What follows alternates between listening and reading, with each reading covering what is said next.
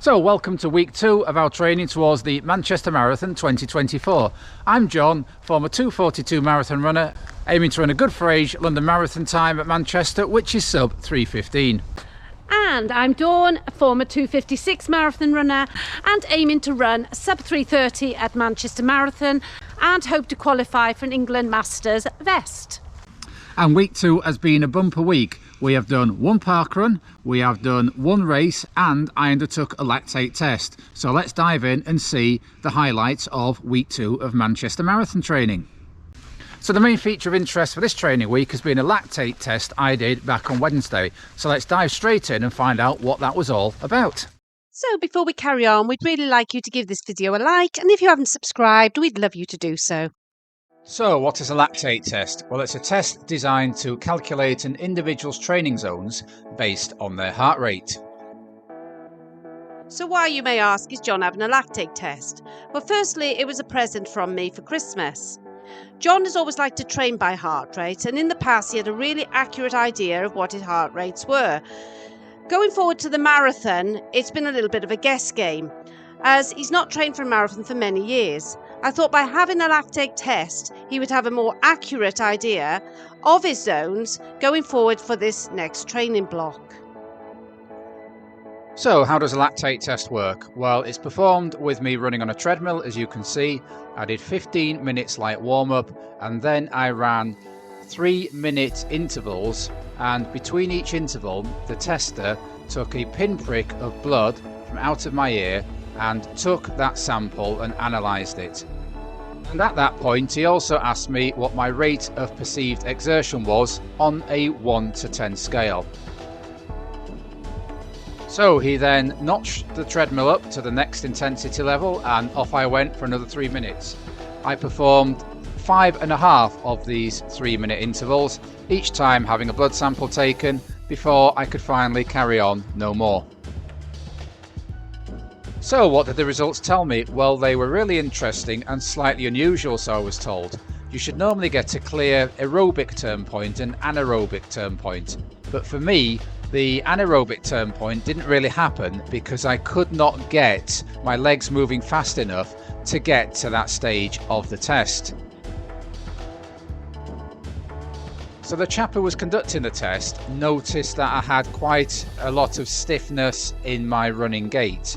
And he suggested that it was these imbalances, tight hamstrings, the dropping of my right hip, which you can see in this coverage here, that was actually preventing me from accessing the higher levels. He actually said I was an aerobic machine, but my mechanics were making me less of a runner and producing not as good performances as my general training and fitness would suggest. So the big takeaway from here, aerobic fitness spot on, training broadly where it should be, but the stability, conditioning and strength way off what it needs to be for me to fulfill my running potential.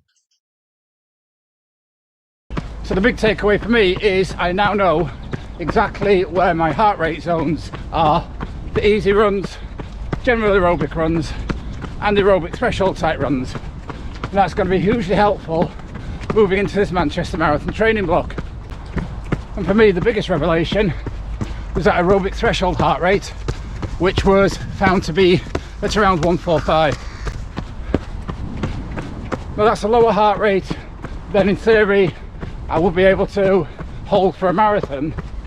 What's really interesting is many years ago when I was running at my best and I did those 2:42 marathons, is that I did an awful lot of training at what my eventual marathon heart rate was, minus 10 to 15 beats a minute, and this is pretty similar.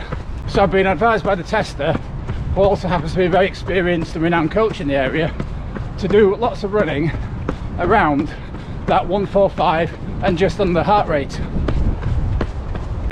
So rather than do my marathon workout at the notional marathon pace I think I should hit based on TK time, they're all going to be done now by heart rate, which will necessarily be slower than notional marathon pace, so I'm working at lower heart rate zone. But the idea is, if I work at that threshold, you gradually push it up so you can sustain faster paces at that heart rate. It's a system I used many years ago, like I said, really worked and I really enjoyed it. So the other big impact of my training will be on our old friends, strength, conditioning and mobility. Now when he was standing watching my running style with Dawn, he noted tight hamstrings, collapsing right hip, an imbalance, tight back, and these really need to be corrected with specific conditioning exercises. These are big limiting factors for me and why I couldn't get anywhere near a theoretic anaerobic threshold of around 4 millimoles. So there we go, my Christmas present lactate test. It's something you consider to make your training more forensic. Let me know in the comments below.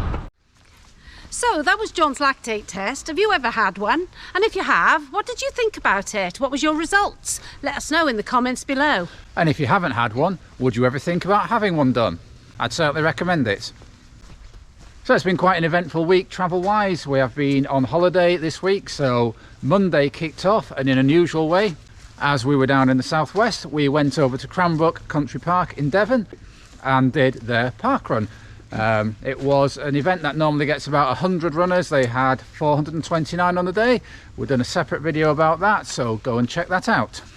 So, having done the parkrun on the morning, we then went over to the Granite Way, which is deeper into Devon, and enjoyed a 3-mile run. Tuesday we enjoyed a windy run around Dorchester before setting off home. So we do like to run in different places around the country, and the town of Dorchester is no exception.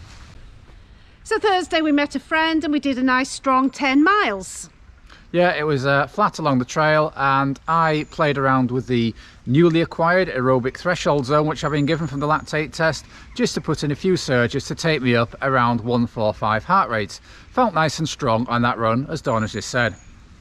Friday was a double day. We drove to a nice town in North Yorkshire and did a run along an old railway line we like to visit, so that was 6 miles easy, and then in the afternoon we took turns on the treadmill, additional 3 miles each to top up the mileage. So then Saturday we headed over to Chesterfield for me to do the no walk in the park 5 kilometres, and if you've not seen that video then go and check it out. Yeah, a good 5k time trial on a Saturday morning at 9 AM. I wonder if that idea will ever catch on. So that took us to Sunday, and to wrap up the week we managed an 18-mile run, the longest of the training block yet. Good solid effort, nothing spectacular, no session within there, just good churning out the miles. Took us just under 2 hours 50 minutes, so we both achieved a 60-mile training week for week 2 of Manchester Marathon training. So week 1 and 2 we've been lucky that we've had 2 weeks holiday from work. So now we're back at work and we've now got the challenge of early morning rises for Dawn to get doubles in. I'm fortunate to have a sort of mobile job where I get a lunchtime and I can get a short run in like I have today, and then we're out in the dark evenings. And in the next episode of this marathon training program, we're going to take you through how we manage the challenges of winter training when training for a spring marathon. So until next time, keep on keeping on. Keep on keeping on.